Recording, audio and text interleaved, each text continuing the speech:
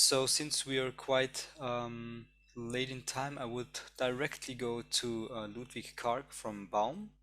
And Ludwig will give a bit of a controversial view on collective energy actions. Ludwig, are you there? The floor would be Yes, yours. Patrick, who approached me and said, Ludwig, you are always the one who can give a provocational speech. And I said, maybe not provocational, but controversial. And the provocation is behind me. It's not the ALPS, it's the type of energy grid that I show, but this is the real truth. The picture was taken last Sunday, I think. I give a little disclaimer up front. I'm very much in favor of energy communities. I'm even heading a European task force on promoting energy communities, and I like them a lot, and I'm fighting for them. Having said that, the provocation comes. We have been discussing in ALPGRIDS a lot the technology, so the grids as such, the connectors, etc., and we also, and I need not explain the energy communities, Michael did that and others did it. We have the two flavors, and more or less the energy communities are means and measures to setting up a microgrid, operating it, benefiting from it, and so on. They can be built according to these directives or legal legislation. And the people that set out the directives or the legislation, they have something in mind. They believe that there are benefits if one would implement a new model with many energy communities. And the benefits that we typically have in mind with the energy communities, and I put them here, is we want to trigger investment in renewable generation and efficient appliances. People are assumed to do it in groups much more and easier than alone. So that's the idea. With the energy communities, if people more or less own their appliances, we can leverage acceptance of technology and maybe even the costs or the investments in this renewable energy system. We all believe, or at least some of us believe, that we can stabilize the system when people operate in such an energy community. They have an intrinsic motivation to increase their flexibility because they want to maximize their self-supply. And by that, we can also expect that we can somehow improve the resilience of the system. And to be honest, when the Commission issued these directives, they had liberalization in mind. They said people must be autonomous. We are not saying autark, but islanding would be included, but they must be more autonomous in organizing their energy systems. And we want to open the market opportunities for the ordinary people. That is the benefits that we and everybody has in mind with the energy communities. If we would be an organization, a company that wants to create and sell, say, lipsticks or cars or coffee makers, we would have a marketing department. The marketing department would have this picture. They would do something like a customer segmentation exercise. They would say, okay, people are different. They are different in value orientation. Some are more traditional, some are more modern. They are different in economic status. Some are lower, middle, or higher economic status. And with this picture, all marketing people work. They segment the entire community into some 10 different types of customers. And the marketing people know a lot about these bubbles, what they like, what they don't like, and how one should approach them. So it's not so familiar to do that in energy. And I give you some examples until the 10 minutes are gone. If you look, for example, at a young family in their own house, say they are upper middle class, technology oriented, have children in high school, they have a rooftop PV, electric vehicle, a wall box, and they are members of the Liberal Party. And you tell them, okay, we have some benefits for you, like triggering investment. They say, okay, we have our PV already, we have 70% self-supply, no need to save electricity because we can produce it on our own. But they say, okay, our country should be in lead for energy transition. That pays for the GDP. And what they would also say, yes, we with a bit more ICT, we could, with our PV and with our, I don't know, controlled charging of our electric vehicle, we could contribute to the stability, but please pay, and pay enough. And they are a bit anxious. Supply seems to become less secure. And no, they are not going to join an energy community. They are going to buy a new and bigger battery. That's the situation. How do we approach these people? I mean, what we could do, we could organize a collaborative decision-making process with their neighbors. We could run a simulation that shows them that if they do it together with the neighbors, could give some benefit, but it will be tricky to get them on board, I tell you. Let's look at some other situation. We have an elderly couple. They live in a self-owned flat. Flats are managed by a property manager, and they do care a lot about the grandchildren and want to leave savings to their children. Okay, they would say, okay, can someone organize that for me? We want to be supplied with green heat. Yes, but I don't want to be involved. And we should not waste money because the children will need it. And they are a bit desperate. Good times are gone. The world becomes less safe, and they watch the TV. And they want to not give a burden to their children and grandchildren, not a financial burden. Typical. What can we offer to them? Okay, we can motivate them when their local utility that has been supplying them for 60 years now do something special with them. But we could also talk to the bank, that the bank issues a special generation spanning mortgage. So they can invest something, but they don't put that financial burden to their children and grandchildren. That is something they need.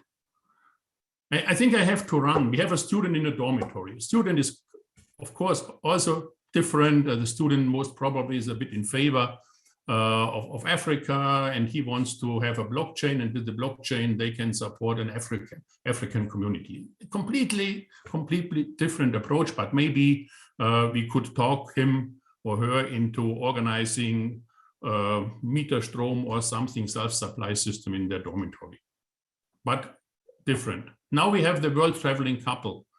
She, a young teacher, he, a car mechanic. No kids, rented flat, own an e-motor home, travel as often as possible, no inheritance from their parents inside. They would say, okay, can someone supply our district with renewables? But we don't want to care. It's not our business. We want to travel. But we would like to have our batteries of our motorhome charged wherever we go. Where we go, it should be on my at the end on my invoice from my supplier at home. We are happy to be flexible. That's clear. They are after quality of life. And please, no one tell me which and how much energy I use. I need freedom. What can we offer to them? We can motivate them to establish a Europe spending citizen energy community if it is allowed. And then they can go wherever they want. They are with friends in their community and they can charge their e-motorhome. Or we can offer transportable plug-in PV. They put it on the balcony at home, and when they go away, they put it on their motorhome, maybe. But to be honest, just let them go. Don't try. Then we have the widow. More like poor. I would never take a loan. That would burden my children. I would love to see renewable energy is all about, but I cannot contribute. If it helps, I can wash my clothes when sun is shining. I'm free. And I have bought 10 candles and a gas stove in case of outages. So how do you approach her? 1 minute warning, Ludwig. Yeah. You said 10. We can liaise with the bank again. She doesn't want to take risks. She doesn't want to take a credit, but maybe something like a special community supported solidarity financial model that could be something for her. And then we have the aging company owner, children, own families, wants to enjoy retirement, is not poor, could do something. What would we offer? Likes platforms, wants to contribute, but after all, offer the CEO position to him for the local energy community. That's how you get him.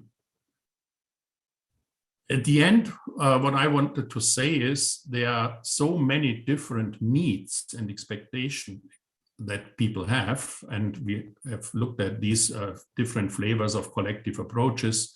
Some of them are potentially linked to microgrids, some are not. Some of these are supposed to be energy communities in the sense of the directives or the national laws, some are not. But there's a huge flavor of approaches. And what I wanted to say, look at the people, look what they need and address them with the right messages. And if you want to get more ideas, we have a sister project running, that's this Decide project. And there is a lot going on European projects in the Horizon Bridge community. Look at that. We are about with some other partners to collect a stakeholder mapping. So what I was doing here, in short, will be done professionally in the next months on this European level. Look at the customers, look at the people. They are all different. Thank you. Thank you, Ludwig. Thank you for that presentation. So are there any questions or any other controversial opinions regarding Ludwig's presentation? Okay, I don't see any raised hands. There are. I know there are, but they are shy. I guess people are just flabbergasted by the sheer amount of controversy. No, just kidding. No, but what I would like to ask you a question, Ludwig. When I think you're totally right that the focus needs to be more on people rather on the technology, especially when it comes to the emancipation of people in the energy sector. So when you started developing those personas, I think that is the correct term, for that. Were those all you came up with for yourself, or and you said you're going to do that once again with your partner project? No. But did you come up with more, or is that just the tip of the iceberg, basically? This is the tip of the iceberg, and to be honest, I did that last Sunday afternoon. Yeah, and I went on my balcony and looked at the houses, and all these people live in the surrounding of my balcony. Okay. And so I try to convince them to do something in my own village, and it's so difficult. Yeah, I can imagine. At the end of the day, let me say that, Thomas, at the end, legislation will not create something that people are not asking for or even oppose. And the regulator will not do it if he has the feeling that people don't care. He has to protect them. And the mayor will not talk other people into an energy community if no one asks him to do so. People ask him to build a new kindergarten, not to establish an energy community. That's the pure truth. And we have the best examples in our projects here, but these are still not the majority. And when we do the stakeholder analysis that I'm promoting here, it's not only the elderly people and the traveling couple, it's all the stakeholders, also the mayor, it's the representative of the Green Party, it's the local craftsperson, and so on, and so on, and so on. And we have a list of, I think now it's 45 stakeholders that we have to have in mind and somehow try to better understand. Yeah. I agree with you. The list is unending. There was a short mentioning who said... Gregor Talian here. Let me just add one thing to the discussion. I think it was also a very interesting perspective from Mr. Karg. I'm from a DSO, but this time I won't mention our perspective and our needs because I think that the whole topic is already quite complex. But I will step on the side of the politicians. We have in Austria, we have just introduced this new concept, and I know that it is quite a complex thing to implement in the national legislative framework. And what we have done, or what we have said at the end of the day, is that it is very important to start somewhere at some point. And then in the next step, we shouldn't fix this, and we shouldn't say that the energy communities, or how they have been implemented into the national regulatory framework, this is not the last step. There should be a path, evolution path of the energy communities, and through this evolution path, we should make the whole concept as customer friendly as possible. And like I said before, the first step is always the most important, and also the hardest. But I think in the next years, we should learn from what's been done right and what's been done wrong, and we should improve the whole concept, so that all the stakeholders at the end of the day will be happy. Because right now none is happy. But this first step has been made, and this is a very important That's true, point. Yeah. That's it from my side. Thanks. Good, Gregor. Yeah, thank you. Thank you, Gregor.